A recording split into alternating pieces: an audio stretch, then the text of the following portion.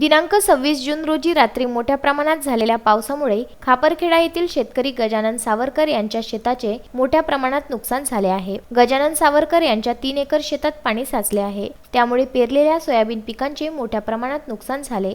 एकीकडे शेतकरी बाजारपेठेतून महागडे बियाणे खते आणून पेरणी करत आहे, परंतु गेल्या 10 ते 12 दिवसांपासून पावसाने दांडी मारल्याने शेतकरी चिंतेत होता। आता झालेल्या पावसामुळे शेतकऱ्यांचे पीक संपूर्ण पाण्याखाली आले। सर्व शेतकऱ्यांनी आपल्या बांधावर बांध टाकल्यामुळे सावरकर यांच्या शेतात पाणी साचले आहे। एकीकडे शासन शेतकऱ्यांच्या बांधावर जाऊन बियाणे वाटप करताना दिसतात, मात्र ग्रामीण भागात शेतरस्ते नसल्यामुळे शेतकऱ्यांचे मोठे नुकसान होत आहे।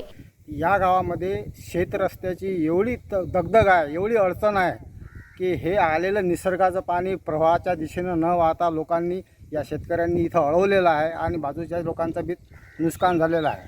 तर या पाण्यामुळे शेतातील रस्ते पूर्णतः बंद पडलेले आहेत। त्या बंद पडल्यामुळे लोकांना खूप अतोनात त्रास सहन करावा लागत आहे। माझ्या शेतात पूर्णपणे पाणी थांबलेलं आहे। सर्व आजूबाजूच्या कास्तकारांनी वावराच्या धुर्मावर माती टाकली।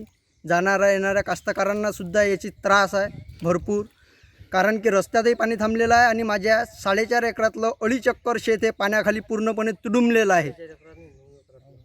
9 एकरातलं 4.5 एकर शेतात पूर्णपणे पाणी थांबलेलं आहे व या पाण्यामुळे माझं खूप असं नुकसान झालेलं आहे। पाणी अगोदरच येत नव्हतं, पाणी आलं, पाणी आल्यानंतर हे पूर्ण पाणी माझ्या शेतात थांबलं, त्यामुळे माझं सोयाबीन निघालेलं असतानासुद्धा ते आता जळाच्या अवस्थेत आहे। शासनाने खापरखेडा येथील शेतरस्त्याची तसेच तेल्हारा तालुक्यातील शेतरस्त्याची झालेली दैनावस्थामुळे शेतकऱ्यांचे मोठे नुकसान होत आहे। त्यामुळे शेतरस्त्याची दुरुस्ती करण्याची मागणी शेतकरी करीत आहे। तसेच शेतातील झालेल्या नुकसानीमुळे शासनाने मदत करावी अशी मागणी गजानन सावरकर यांनी केली आहे। गुरुदेव इसमोरे, विदर्भ न्यूज, तेल्हारा।